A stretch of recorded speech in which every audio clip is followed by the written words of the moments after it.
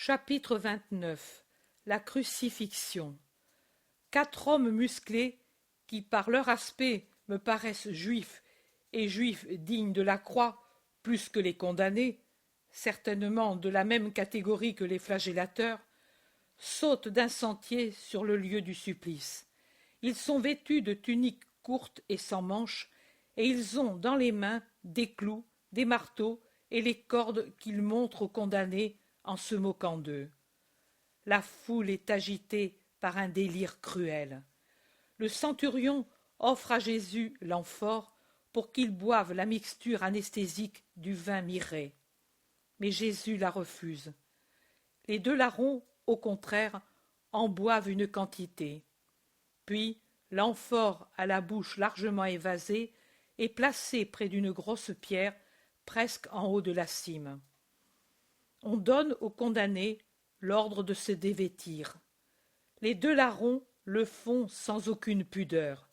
Ils s'amusent même à faire des actes obscènes vers la foule et en particulier vers le groupe sacerdotal tout blanc dans ses vêtements de lin et qui est revenu tout doucement sur la petite place plus basse en profitant de sa qualité pour s'insinuer à cet endroit.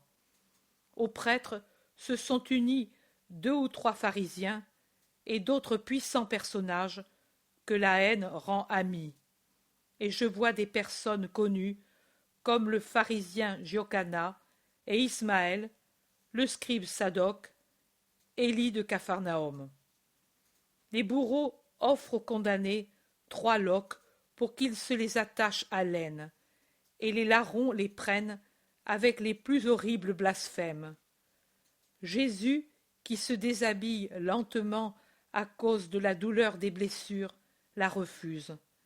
Il pense peut-être garder les courtes culottes qu'il a gardées même dans la flagellation. Mais quand on lui dit de les enlever, il tend la main pour mendier le chiffon au bourreau, pour cacher sa nudité. C'est vraiment l'anéanti, jusqu'à devoir demander un chiffon au criminel. Mais Marie a vu, et elle a enlevé le long et fin linge blanc qui lui voile la tête sous le manteau foncé, et dans lequel elle a déjà versé tant de pleurs. Elle l'enlève sans faire tomber le manteau, le donne à Jean pour qu'il le présente à Longin pour son fils. Le centurion prend le voile sans difficulté. Quand Jésus va se déshabiller complètement en se tournant non vers la foule, mais vers le côté où il n'y a personne, montrant ainsi son dos sillonné de bleu et des ampoules saignant par les blessures ouvertes ou les croûtes sombres, Longin lui présente le voile maternel. Jésus le reconnaît, il s'en enveloppe en lui faisant faire plusieurs fois le tour du bassin, en le fixant bien pour qu'il ne tombe pas. Et sur le lin, baigné seulement jusqu'alors de pleurs, tombent les premières gouttes de sang, car de nombreuses blessures, à peine couvertes de sang coagulé, quand il se baisse pour enlever ses sandales et déposer ses vêtements, se sont rouvertes et le sang recommence à couler.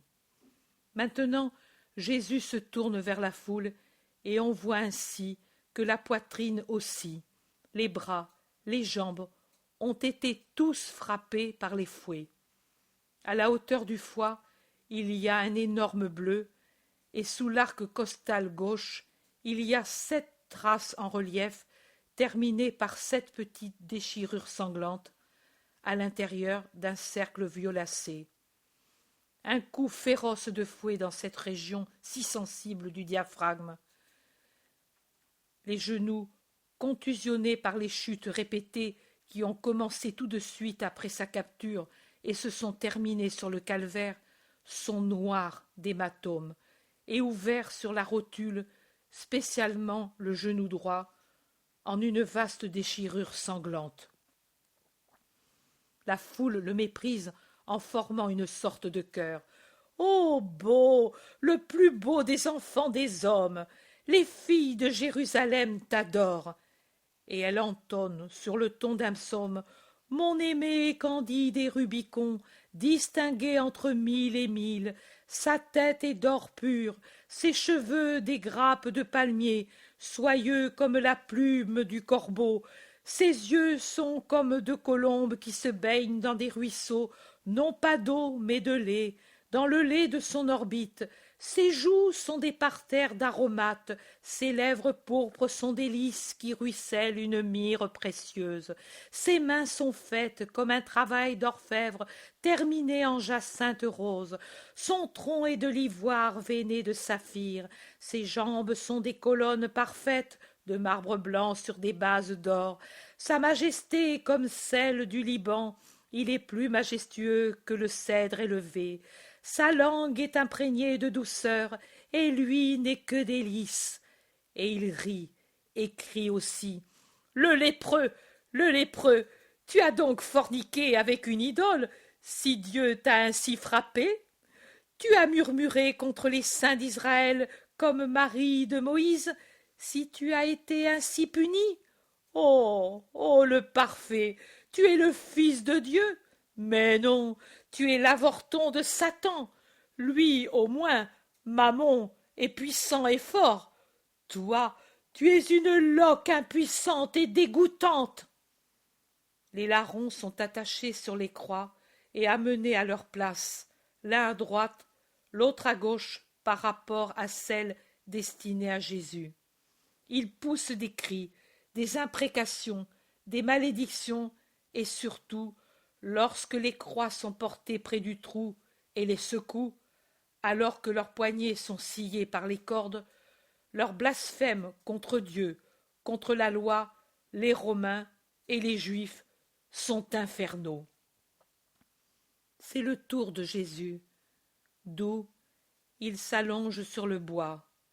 Les deux larrons étaient tellement rebelles que, n'arrivant pas à le faire, les 4 bourreaux avaient dû demander l'intervention des soldats pour les tenir, pour qu'à coups de pied, ils ne repoussent pas les argousins qui les attachaient par les poignets. Mais pour Jésus, il n'est pas besoin d'aide. Il se couche et met la tête où on lui dit de la mettre. Il ouvre les bras comme on lui dit de le faire, allonge les jambes comme on le lui ordonne. Il s'occupe seulement de bien ajuster son voile. Maintenant, son long corps mince et blanc se détache sur le bois sombre et le sol jaunâtre. 2 bourreaux s'assoient sur la poitrine pour la tenir immobile. Et je pense à l'oppression et à la souffrance qu'il doit avoir ressentie sous ce poids. Un 3e lui prend le bras droit, en le tenant d'une main à la première partie de l'avant-bras et de l'autre au bout des doigts.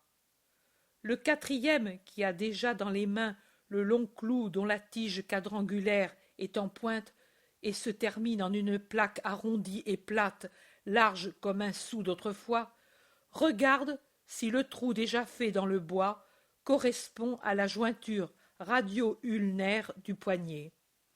Il va bien. Le bourreau applique la pointe du clou au poignet, lève le marteau et donne le premier coup. Jésus, qui avait les yeux fermés, pousse un cri et a une contraction à la suite de la douleur aiguë et ouvre les yeux qui nagent dans les larmes. Ce doit être une douleur atroce qu'il éprouve. Le clou pénètre en rompant les muscles, les veines, les nerfs, en brisant les os. Marie répond au cri de son fils torturé par un gémissement qui a quelque chose de la plainte d'un agneau qu'on égorge, et elle se courbe comme brisée en tenant sa tête dans ses mains. Jésus, pour ne pas la torturer, ne crie plus, mais les coups sont là, méthodiques, âpres, du fer contre le fer. Et quand on pense que dessous c'est un membre vivant qui les reçoit.